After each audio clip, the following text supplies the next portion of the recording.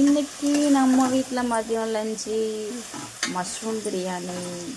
வாங்க மக்களே, அனைவரும் சாப்பிடலாம். நான் ரெடி பண்ணிவிட்டு உங்களுக்கு போடுறேன். லைட்டாக அப்படியே நெய் போட்டு பாருங்கள்.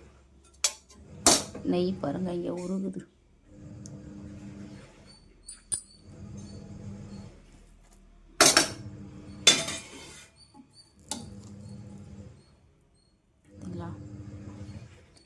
Mushroom biryani ready. சுட சுட இருக்குது.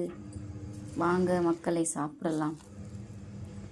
அனைத்து அன்பு உள்ளங்களுக்கும் இனிய காலை வணக்கம்.